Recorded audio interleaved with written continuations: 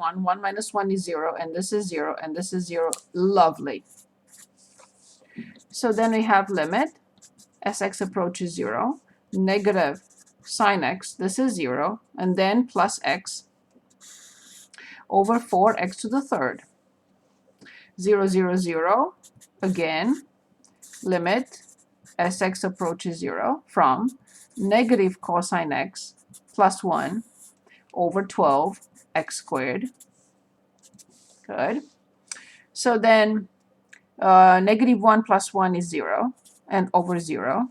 And then limit as x approaches 0 from sine x over 24, sorry, 24x. And I can stop because I know that this approaches 1. When x approaches 0, this is 0, this is 0. So x, x, x. So the answer is 1 over 24.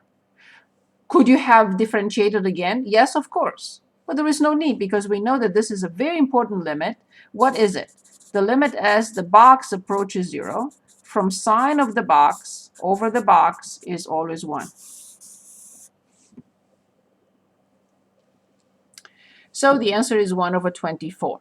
Now, the other one, we were given a function. This is not even calculus. It's pre-calculus. Negative 2x to the fourth plus 5x squared. And remember, when we want to determine whether a function is odd or even, we have to find f of negative x. That's a must. It happens that negative x in here will not change anything, and negative x in here will not change anything. So this will still be 2x to the fourth plus 5x squared, which happens to equal the function itself. So I will say even. Done. If this doesn't work, then I still have to determine, but you can stop here. But if it doesn't, if I say it's not even, then I have to determine the opposite of f of x. So the opposite will be positive here and negative here. If this equals the function, I will say odd, but that's not the case. It cannot be even and odd at the same time. There is one function that is, but who cares about this function? Nobody. Nobody. Is f of x equals 0. This function is the only one that is symmetric with respect to the origin and symmetric with respect to the y-axis. So functions cannot be even and odd at the same time. This is the only one. Good, well done. So any questions? By the way, sorry. Any questions?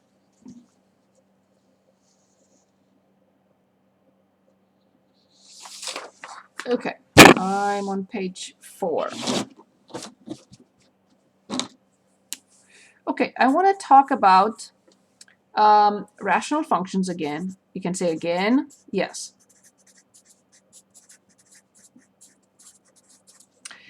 I consider them of 4 types. Type 1, type 2, type 3, and anything else. If you want to call it type 4. Type 1, very clear. Degree n over degree n. So degree 2 over degree 2, degree 1 over degree 1, degree 10 over degree 10. Same degree at the top, same degree at the denominator. What's the big deal about this one? So y equals leading coefficient over the leading coefficient, horizontal asymptote. That's the big deal about this one. So if we have degree 5 over degree 5, the leading coefficient over the leading coefficient will give us the horizontal asymptote. So let's look at a very simple example. So if I have, let's say, y equals 4x to the third minus 1 over 10x minus 7x to the third. Can anyone give us the horizontal asymptote? 2/5. So you said 4? 2/5. 4 over I intentionally switched them around. So 4 over 7. 4 over -7. exactly. So be very careful. We really mean it. It has to be the leading coefficient over the leading coefficient, no matter how they are presented. Good. Type 2. Type 2 is even easier than type 1. So type 2 is degree n and degree greater than n. Not equal to. This is it. The equal is here. Greater than. What happens here? Y equals 0 is always the horizontal asymptote. So here's an example. Y equals x over x cubed minus 1. What is the horizontal asymptote?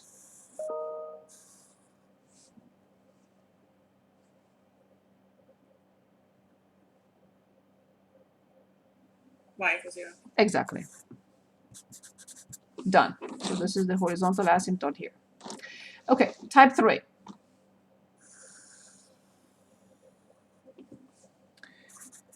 Degree n plus 1. Degree n. So careful now. The numerator has degree exactly 1 unit larger than the degree of the denominator. Degree 4, degree 2? No. Degree 7, degree 3? No. Degree 3, degree 2. Degree 4, degree 3. Degree 7, degree 6. So always the top exactly 1 unit larger. In that case, no horizontal asymptote. Slant asymptote. Asymptote. Okay? So there is an MPTOT. I know how to spell it. I just wrote it too fast. Sorry. So slant asymptote. So let's analyze one other thing. Let's say one other thing. If a function has a horizontal asymptote, it cannot have a slant, either this way or this way. If it has a slant, a rational function has a slant, either this way or this way, it cannot have horizontal. So these do not work together. Of course, I'll get to number 40. Both of them may have, all 4 may have vertical asymptotes. All of them. Any rational function may have vertical asymptotes. We are focusing right now on the horizontal asymptotes for these 2 types. The slant asymptote for this one, and I'll show you how it is determined. So here's an example. Y equals x squared plus x minus 1 divided by x. Does this fit the category? Yes. How it is determined? In a minute. That's the next step. So how come that it fits category or type 3? Degree of the top is 2. Degree of the denominator is 1. So the top has a degree by 1 unit larger than degree of the denominator. So it will have a slant and not a horizontal. Okay, the last one is anything else. Anything that does not fit here. What was our example that we saw? Is the problem that brilliant Amanda chose last time. This does not fit in any category. That's why the work was extensive. Degree 3, degree 1. This does not fit here, does not fit here, does not fit here. It's here. Anything else? And I don't have any rules here. I can't tell you anything about anything. I can tell you that if the degree, if it doesn't fit this category, it does not have horizontal, and it does not have slant. That's what I can guarantee. No horizontal, no slant. Okay? Anything else? So whatever does not fit here is anything else. No horizontal, no slant. Okay, now I would like to either start with this example or you choose. I'll open the book and you choose. I would like us to determine the slant asymptote.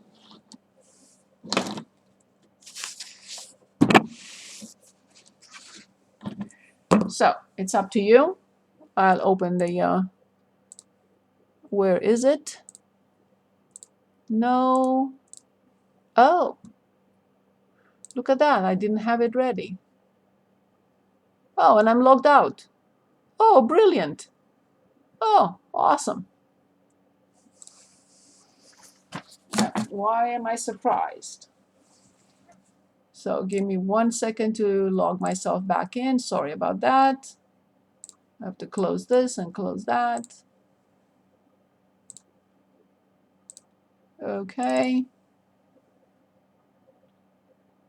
Almost there. Sorry for the wait.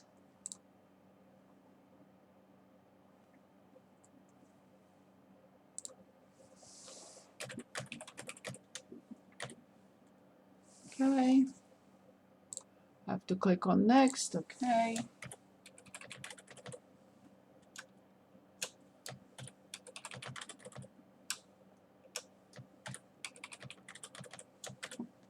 Done.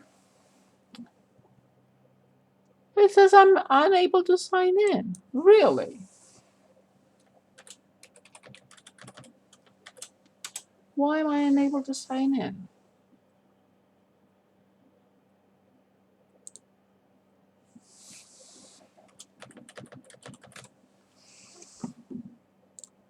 Please.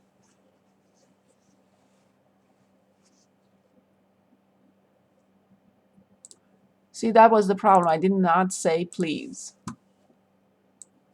But when I did, it worked out beautifully. Okay? We are still in section 4.5.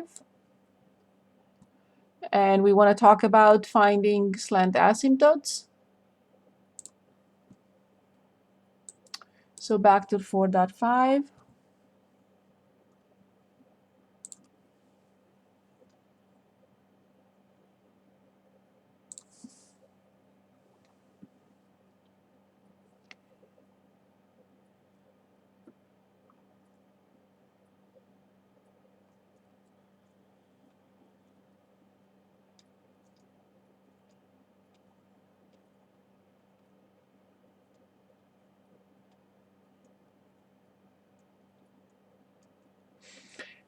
Find an equation of the slant asymptote. Do not sketch the curve.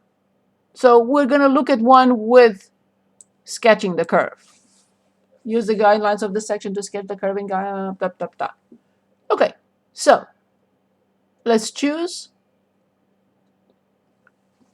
If you don't choose, I will. Slant asymptote, yes. Degree 2, degree 1. Slant asymptote, yes. Degree 2, degree 1. Slant asymptote, yes. Degree 3, degree 2. Degree 3, degree 2. I have no idea here. It has e to the x. I don't know. So we'll find another way of finding the slant Can we asymptote. try that first one? I think there was one. Which one we want to start with? Either 69 or 70. Okay, very good. So let's start with 69. And I think I am on page 5, yes. So let's see how am I with time. Oh, perfect. So 69, y equals x squared over x minus 1. Perfect. So we're asked to do the whole thing. However, I'd like to start with the slant asymptote.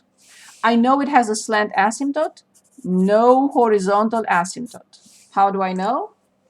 Because it fits type 3.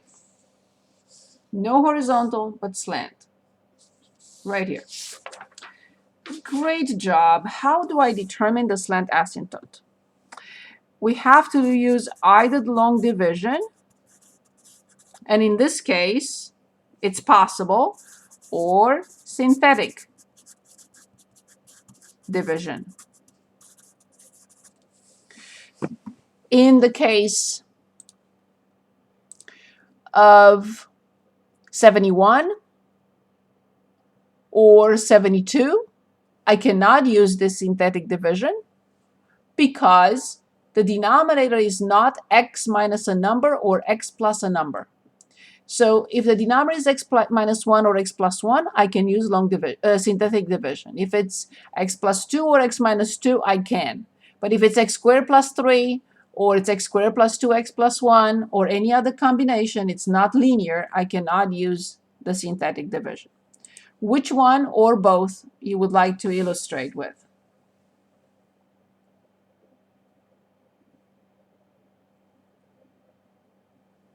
We have to choose one. I prefer long division. Perfect. So first of all, we have to make sure that these are presented in descending order. Yeah, they are. I have x squared, and I divide by x minus 1. Remember, the answer must be a line. Whenever we divide this, division must give a line. And it will. How come? Yes. Degree 3 divided by degree 2 will give us degree 1. Degree 10 divided by degree 9 will give us degree 1. It's a must. No matter what I get, it has to be a line, a linear function. Okay, perfect. So, x times what is x squared? X. Exactly. I go back and distribute x to both terms, change the sign, and write below like terms. X times x is x squared, and I change the sign. X times negative 1 is negative x, and I change the sign. Gone. Copy the next in line, which is simply x. X times what is x? And I'm not lying. At the top, I have to use the symbol I get. When I write underneath, I have to have them switched. So, x times what is x?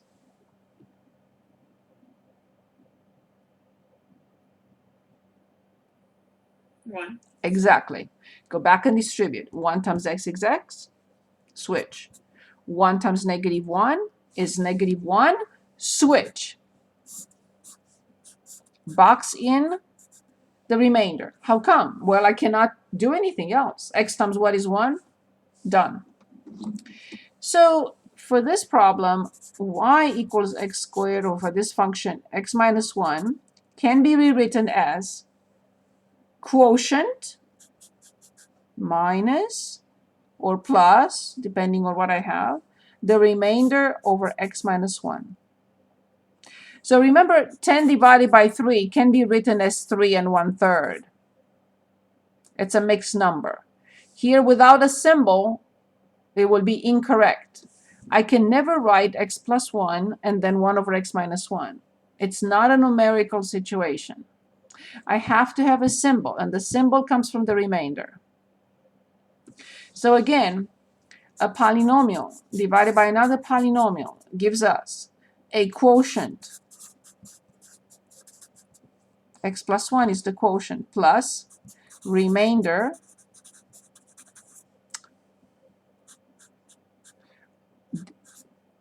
INDER, remainder over the divisor, which is x minus 1. And now I'm going to ask you this. The horizontal asymptote is determined by finding the limit at infinity and the limit at negative infinity. That's how we determine the horizontal. How do we determine the slant? Exactly the same. But instead of being a number, is either positive infinity and negative infinity, or positive infinity and negative infinity. in the same way. And now I would like you to let me know at infinity or negative infinity, doesn't matter. Where is this piece going? 0. Exactly. That is the reason why the slant asymptote is this. Just the quotient. Because this piece will always go to 0. That's why I even covered it. And I want you to remember that. So just the quotient of the division, which is y equals x plus 1, is the slant asymptote. And now I don't really need to determine the limits. Why? Because x plus 1 looks like this. If it were negative x plus 1, I would have said it looks like this. But it has a positive slope. So the limit of this function at infinity is infinity. And the limit of this function at negative infinity is negative infinity. It has to follow the slant asymptote. Perfect. Now I'm ready to start the table and the whole spiel. So how do I determine the slant asymptote? Applying the long division. And in certain situations I can, not always, I can apply synthetic division. Can I check? Yes, very easily. X plus 1 times x minus 1 is x squared minus 1. Plus 1 will be x squared. So I know it's correct. How do I check here? 3 times 3 plus 1, 10 over 3. X minus 1 times x plus 1 is x squared. That's why I know that this is the correct form.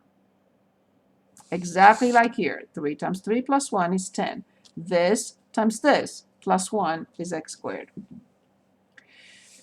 Any questions on this before we move on?